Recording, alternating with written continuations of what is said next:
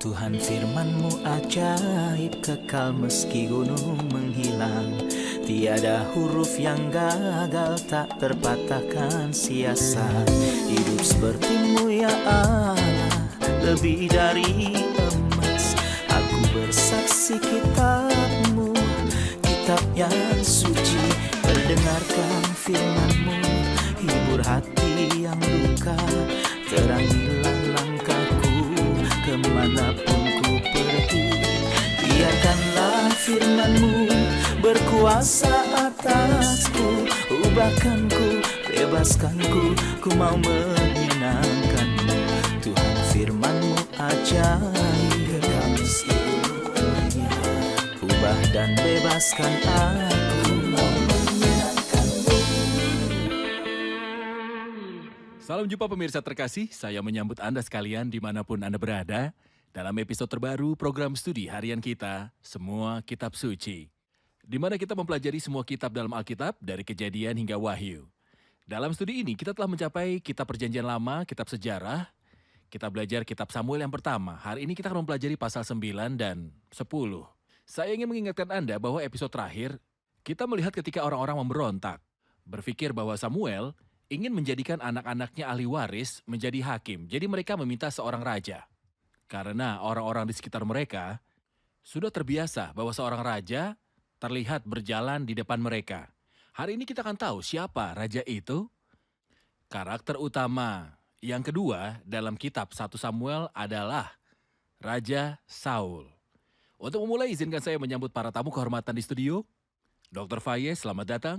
Terima kasih. Dr. Osama Atef, selamat datang. Terima kasih. Juga para hadirin yang telah bergabung di studio, selamat datang. Dr. Fayez, pasal 9 menceritakan kepada kita tentang kemunculan pertama Saul bin Kish, karakter utama kedua dalam kitab 1 Samuel. Mohon beritahu kami tentang karakter ini. Saul bin Kish adalah raja pertama Israel. Saya suka menggambarkan dia seperti yang dilakukan para komentator, seseorang dipilih oleh orang-orang yang memiliki semua sifat yang disukai orang. Dia adalah seorang pria bernama Saul bin Kish dan digambarkan sebagai orang Benyamin. Dia dari suku Benyamin yang paling dihina dari suku Israel. Jumlah mereka berkurang karena dosa yang terkenal. Dilakukan oleh orang-orang Benyamin yang melakukan sesuatu yang ditandai dengan kenajisan dan kekejaman. Di akhir kitab Hakim-Hakim, beberapa orang dari mereka digambarkan sebagai putra Belial. Mereka melakukan hal buruk pada selir seorang pria dari keluarga Lewi. Akibatnya semua suku Israel memerangi suku ini. Dan suku ini benar-benar akan binasa, tetapi Tuhan campur tangan. Jadi suku ini dipertahankan, namun jumlahnya kecil. Dari situ Saul dipilih. Saul bin Kish adalah seorang pria yang muncul di hadapan kita. Ia mewakili sifat daging dalam semua kualitas buruknya. Adegan pertama yang kita lihat, Saul bin Kish, dia sedang mencari keledai. Dan keledai dalam firman Tuhan melambangkan keinginan daging. Apa itu daging, Saudara Fayez? Daging adalah sifat buruk yang diwarisi dari Adam. Maksud saya bukan tubuh manusia. Itu bukan daging yang dimaksud Alkitab, yaitu Ya, sifat-sifat tepat. manusia jatuh yang diwarisi dari Adam, manusia dalam daging tanpa hubungan dengan Tuhan. Digambarkan dalam firman Tuhan sebagai maka anak keledai liar pun dapat lahir sebagai manusia. Sungguh menakjubkan bahwa adegan pertama kita melihat Saul, kita menemukan dia mencari keledai. Bahkan keledai sekalipun dia tidak bisa menjaganya. Dia kehilangan mencari mereka dan tidak menemukannya. Ini adalah gambaran manusia kedagingan yang mencari dalam hidupnya lama untuk memuaskan naluri keinginannya dan untuk memenuhi kesenangannya, maka pada akhirnya dia menemukan bahwa dia tidak dapat memuaskan hal-hal kedagingan. Benar. Ada yang bisa kita tambahkan dari kepribadian Saul? Cara memilih dia oleh rakyatnya adalah dengan 100% kata-katanya. Yakni secara... Maksud Anda secara ya, tepat, duniawi? secara duniawi. Mereka berkata kepada Samuel seperti bangsa lain yang memiliki raja. Kami ingin memiliki raja juga, memiliki seorang yang memimpin kami dalam peperangan. Meskipun Bileam peramal yang adalah orang berdosa, mengatakan tentang orang ini bahwa itu tidak dihitung di antara orang lain. Dan mereka tidak seperti orang lain, tetapi mereka umat Tuhan. Suka bertindak seperti orang-orang kafir karena mereka akan memiliki seorang raja yang terlihat. Jadi Tuhan memilih untuk mereka seseorang yang cocok dengan keinginan mereka seperti Dr. Fayed katakan. Dari bahunya ke atas dia lebih tinggi dari semua orang. Sesuatu yang sangat memenuhi persyaratan yang mereka Maksud ajukan. Anda dia menyerahkan mereka pada pilihannya? Betul sekali. Dia tidak membawanya pada mereka. Tuhan selalu menghormati kehendak bebas. Jadi jika kita bertahan dan bersikeras pada sesuatu, walaupun hal itu tidak sesuai dengan kehendak Tuhan, mungkin saja Dia mengizinkannya. Itu yang dilakukan pada orang Israel. Sebagai perpanjangan dari ini dalam ayat 15-16, kita masih di pasal 9.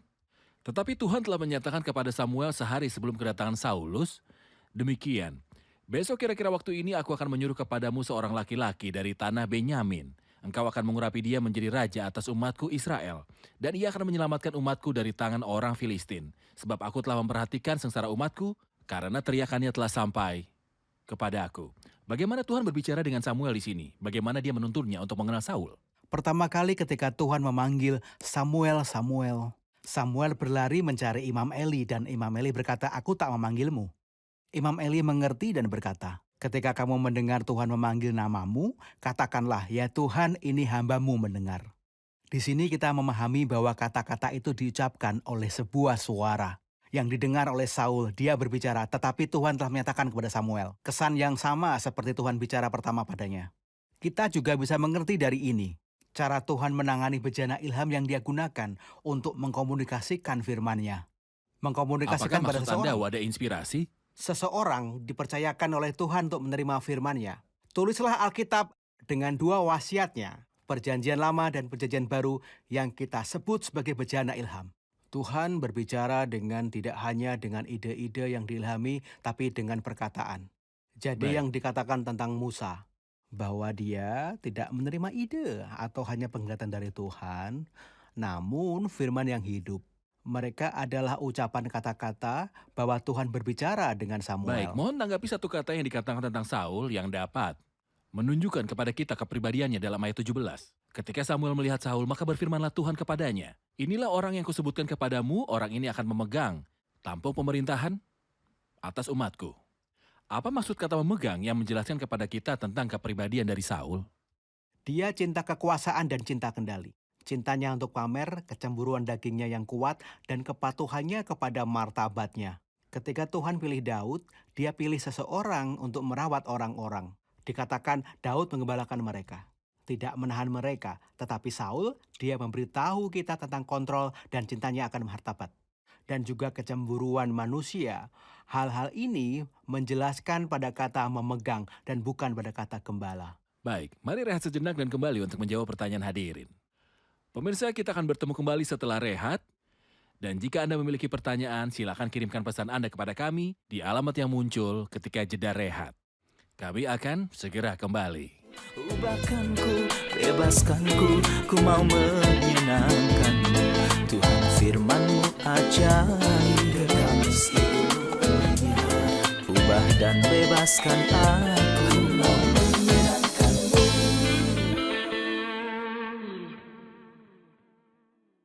Kami kembali pemirsa terkasih untuk menjawab pertanyaan dari hadirin di studio. Ada pertanyaan? Dalam 1 Samuel 9 ayatnya yang pertama, nama leluhur Raja Saul adalah Abiel. Dalam 1 Tawari 8 ayatnya yang 32, nama leluhur Saul adalah Ner. Jadi manakah yang benar? Siapakah leluhur Raja Saul? Apakah Abiel atau Ner? Namanya Saul bin Kish bin Abil, jadi leluhur langsung nama ayahnya adalah Abil. Tetapi nama keluarga terleluhur pertama adalah Ner. Bukti lainnya adalah bahwa Ner adalah salah satu saudara Kish namanya Ner, yang memiliki putra bernama Abner bin Ner, pemimpin tentara, dan sepupu Saul. Jadi leluhurnya langsung adalah Abil dan leluhur pertamanya adalah Ner. Dr. Fayez, sebelum kita masuk ke pasal 10, mohon jelaskan dan bandingkan antara karakter Saul dan karakter dari Daud. Seperti yang Dr. Osama katakan bahwa adegan pertama di mana kita melihat Daud, dia menggembalakan domba, dan dalam Mazmur pasal 78 Tuhan berkata kepada Daud, diambilnya dia dari antara kandang-kandang kambing domba, dari tempat domba-domba yang menyusui, datangkannya dia untuk menggembalakan Yakub umat Israel dan miliknya sendiri. Ia menggembalakan mereka dengan ketulusan hatinya dan menuntun mereka dengan kecakapan tangannya. Jadi Daud yang menggembalakan domba, dan domba adalah gambaran umat Allah. Karena mereka adalah anak domba yang murni yang merupakan gambaran dari umat Allah. Hati Daud penuh dengan kelembutan pada domba-domba dan bahwa dia rela mati bagi seekor domba. Tidak akan ada yang dapat menyalahkannya karena kehilangan seorang domba.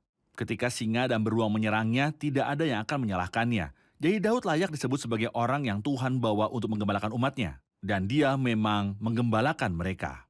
Bahkan dalam kejadian lain ketika Daud mengatakan bahwa dia berdosa, dia bertindak sebagai gembala karena dia berkata, sesungguhnya aku telah berbuat dosa dan aku telah membuat kesalahan. Benar sekali. Apa yang dilakukan mereka? Ini adalah urutan yang disukai Tuhan. Gembala datang untuk menyelamatkan dan kemudian menjadi raja. Dalam adegan pertama, dia menggembalakan keledai seperti yang telah kita jelaskan. Dia adalah gambaran sifat daging. Dia tidak datang kecuali ada kepentingan pribadi. Dia tidak melakukan apapun kepada orang banyak. Dan ketika kita merenungkan sisa cerita, kita akan menemukannya sepanjang waktu. Dia egois dan sama sekali tidak peduli dengan kepentingan orang banyak. Benar. Mari kita lanjutkan ke pasal 10, Dr. Osama, dan saya akan membaca ayat 1 sampai dengan 8. Kita lihat apa yang terjadi ketika Samuel mengurapi Saul sebagai raja. Lalu Samuel mengambil buli-buli berisi minyak, dituangnyalah ke atas kepala Saul, diciumnyalah dia, sambil berkata, "Bukankah Tuhan telah mengurapi engkau menjadi raja atas umatnya Israel? Apabila engkau pada hari ini pergi meninggalkan aku, maka engkau akan bertemu dengan 2 orang laki-laki di dekat kubur Rahel, di daerah Benyamin, di Zelzah. Mereka akan berkata kepadamu, keledai-keledai yang engkau cari itu telah ditemukan. Dan ayahmu tidak memikirkan keledai-keledai itu lagi, tetapi ia khawatir mengenai kamu. Katanya, apakah yang akan kuperbuat untuk anakku itu? Dari sana engkau akan berjalan terus lagi dan sampai ke pohon terbantin Tabor. Maka di sana engkau akan ditemui oleh 3 orang laki-laki yang naik menghadap bait Allah di Betel. Seorang membawa 3 ekor anak kambing, seorang membawa 3 ketul roti, dan yang lain membawa sebuyung anggur. Mereka akan memberi salam kepadamu dan memberikan kepadamu 2 ketul roti yang akan kau terima dari mereka. Sesudah itu engkau akan sampai ke Gibea Allah, tempat kedudukan pasukan orang Filistin. Dan apabila engkau masuk kota, engkau akan berjumpa di sana dengan serombongan nabi yang turun dari bukit pengorbanan dengan gambus, rebana, suling, dan kecapi di depan mereka. Mereka sendiri akan kepenuhan seperti nabi. Maka roh Tuhan akan berkuasa atasmu. Engkau akan kepenuhan bersama-sama dengan mereka dan berubah menjadi manusia lain. Apabila tanda-tanda ini terjadi kepadamu, lakukanlah apa saja yang didapat oleh tanganmu, sebab Allah menyertai engkau. Engkau harus pergi ke Gilgal mendahului aku, dan camkanlah aku akan datang kepadamu untuk mempersembahkan korban bakaran dan korban keselamatan. Engkau harus menunggu 7 hari lamanya sampai aku datang kepadamu, dan memberitahukan kepadamu apa yang harus kau lakukan." Samuel mengurapi Saul dengan buli-buli minyak. Dia mengurapinya di kubur Rahel. Apa pentingnya menyebut kubur Rahel pada pengurapan Saul sebagai raja? Ada lebih dari satu signifikansi. Yang pertama adalah ketika Saul diurapi sebagai seorang raja dengan segala martabat, kebanggaan, dan pamer dengan segala yang dimilikinya. Saul harus mengingat adegan-adegan kematian dan posisi tinggi apapun yang mungkin dia jabat atau tahta yang mungkin dia duduki, pada suatu saat kehidupan berakhir dan manusia akan mati. Banyak kali orang hidup seolah-olah hidup tidak Terutama pernah mereka yang memiliki berakhir. kekuasaan. Benar, Seseorang berhasil naik tahta dan berpikir bahwa dia akan abadi. dia tidak mati. Dan pada akhirnya semua orang akan mati yang kita tahu. Saul seharusnya berhati-hati saat dia melihat kubur itu. Gagasan lainnya adalah bahwa kita melihat di kubur Rahel, Benyamin lahir. Dengan kematian Rahel, seorang Benyamin lahir, putra tangan kanan lahir. Di sini kita dapat melihat gambaran simbolis tentang kematian dan kebangkitan Tuhan. Siapapun yang mau melayani Tuhan atau berjalan di jalan pelayanan, dia selalu ingat bahwa semua berkat yang dia miliki dan pelayanan yang kepada siapa kami berbicara tentang dia, semuanya itu dipercayakan melalui kematian dan kebangkitan Tuhan Yesus. Dan itulah inti dari semua pelayanan yang harus diletakkan di depan mata setiap pelayan Tuhan. Terakhir, di kubur Rahel kita melihat bagaimana Tuhan mengubah rasa sakit dan juga kesedihan menjadi sebuah kemenangan. Rahel memanggil putranya Ben-Oni. Yaitu Ben-Oni Benyamin. ini Benyamin. Ben-Oni artinya anak kesedihanku, tetapi ayahnya memanggil dengan iman, Benyamin, anak tangan kananku. Hal ini selalu menjadi jalan Tuhan. Dia tahu bagaimana dari yang makan keluar makanan, yang kuat keluar yang manis. Dan dia tahu untuk mengubah kejahatan menjadi yang baik. Dan kesedihan menjadi sebuah Mungkin yang kebahagiaan. dimaksud Samuel adalah untuk Saul mempelajari adegan ini dan mulai dengan baik sebagai raja.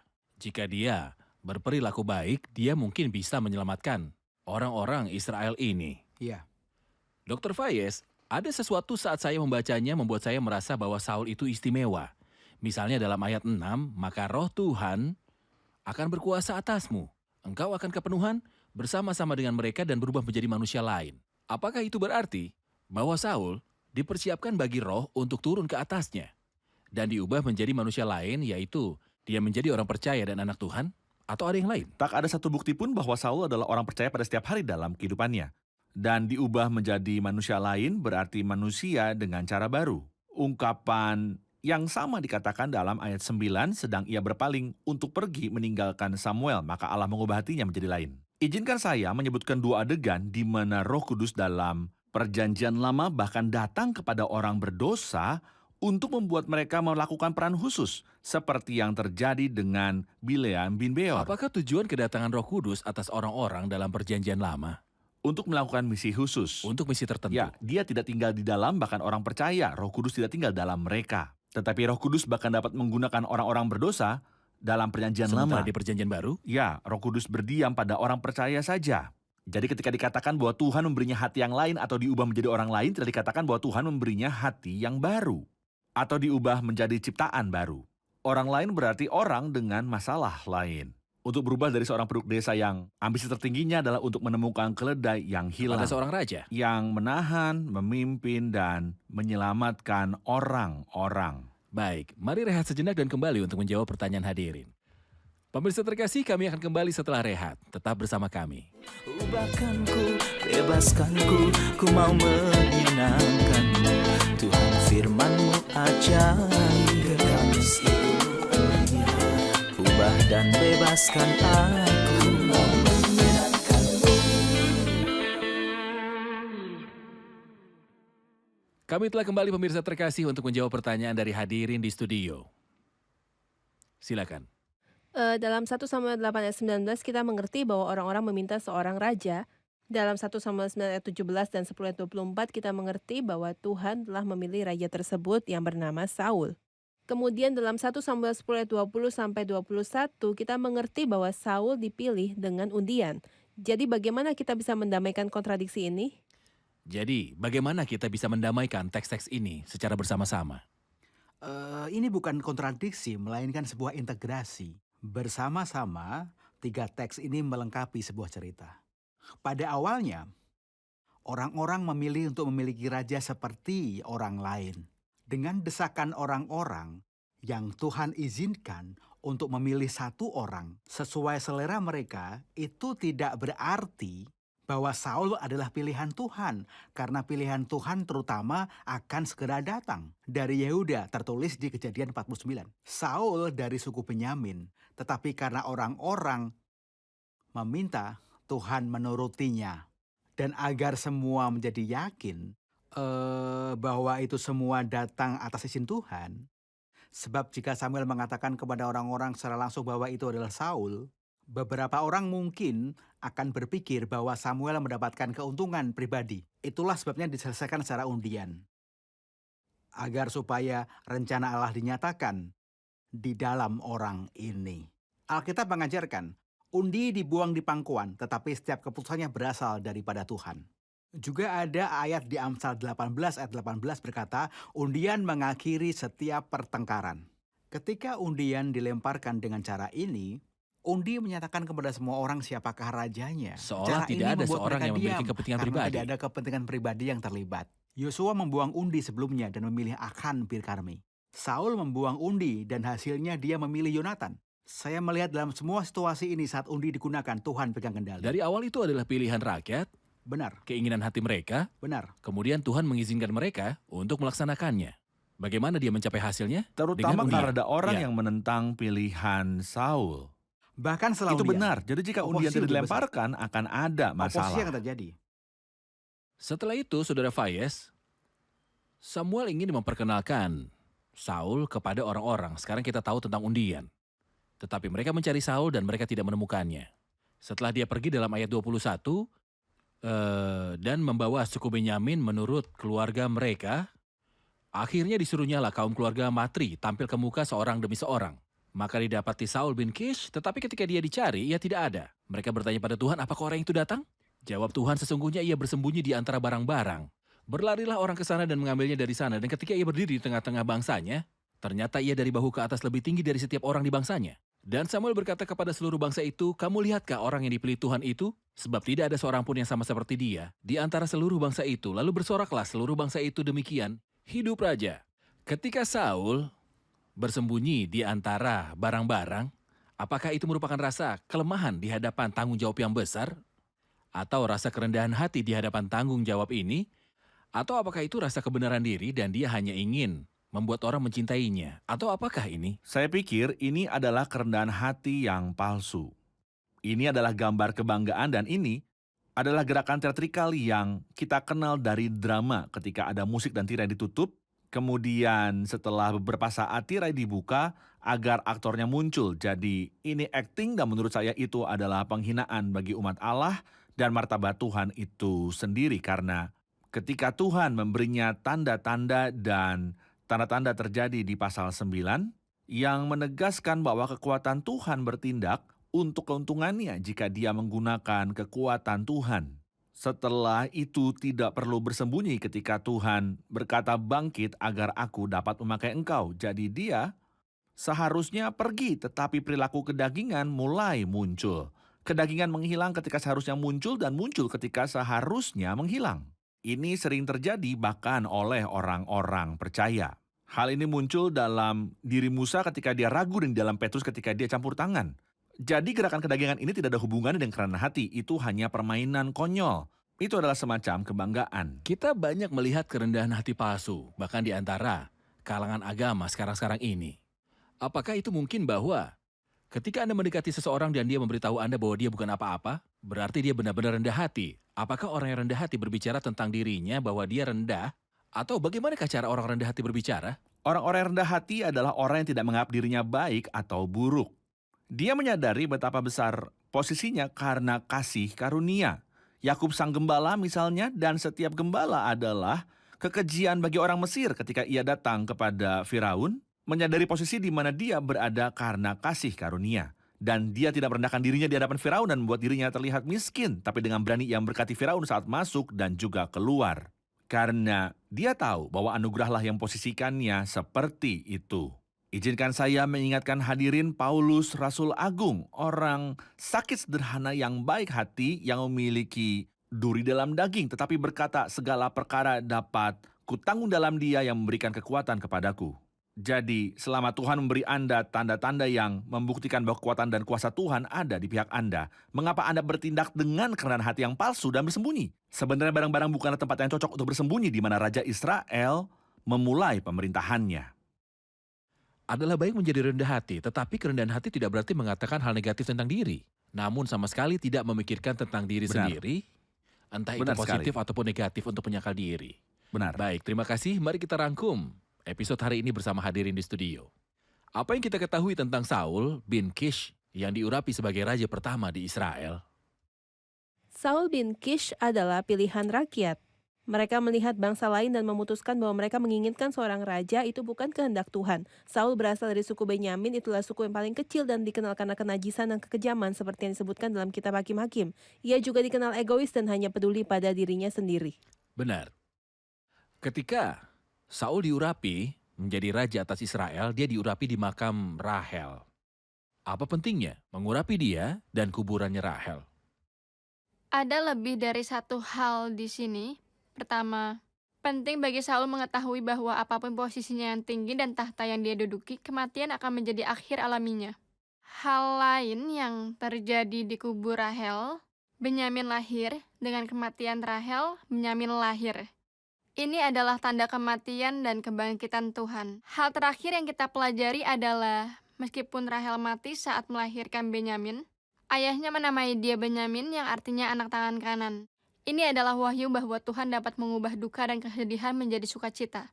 Apa yang kita lihat dalam persembunyian Saul di antara barang-barang ketika mereka bertanya dan mencari dia untuk menyatakan dia raja di hadapan Tuhan? Kita tidak bisa mengatakan bahwa ini adalah kerendahan hati. Kita bisa menyebutnya kerendahan hati palsu karena ini hanyalah akting darinya. Kebanggaan terlihat begitu jelas di dalam aktingnya. Kita juga belajar bahwa kerendahan hati tidak berarti berpikir negatif tentang diri sendiri, tetapi siapa yang tidak memikirkan dirinya sendiri sama sekali. Kasih karunia Tuhan memberi Saul tanda-tanda itu dan harusnya digenapi, jadi dia seharusnya lebih percaya diri. Baik, Tuhan memberkati. Berapa nilai untuk mereka, Dr. Faiz? Benar sepenuhnya. Nilai sempurna. Terima kasih, Tuhan memberkati Anda. Terima kasih para hamba Tuhan. Kita lanjutkan diskusi di episode selanjutnya.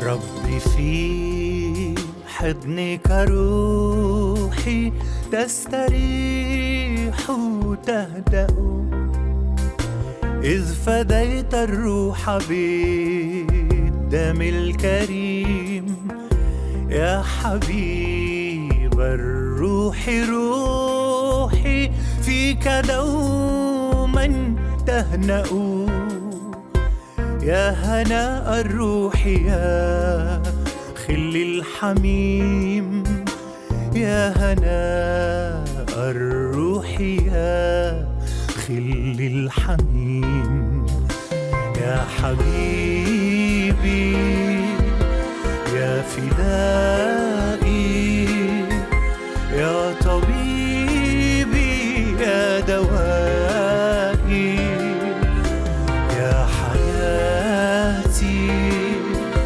يا غذائي يا هناء الروح يا ربي يا يسوع يا هناء الروح يا ربي يسوع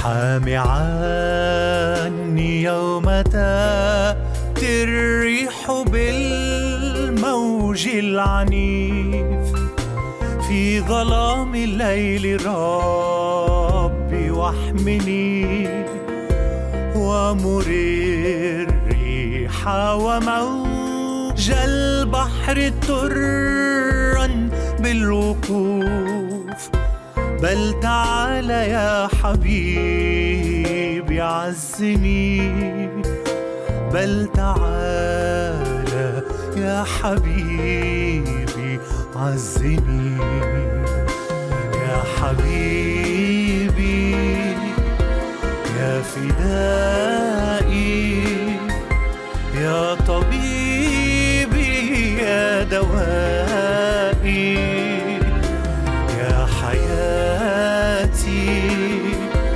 يا غذائي يا هناء الروح يا ربي يا يسوع يا هناء الروح يا ربي يسوع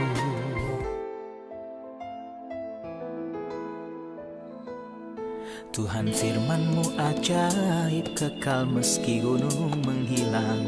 Tiada huruf yang gagal tak terpatahkan siasat. Hidup seperti-Mu ya Allah, lebih dari emas. Aku bersaksi kitab-Mu, kitab yang suci.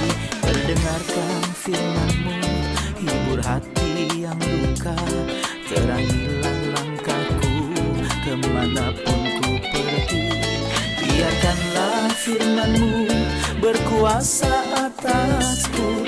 Ubahkanku, bebaskanku, ku mau menyenangkan-Mu. Tuhan firman-Mu ajaib, ubah dan bebaskan aku.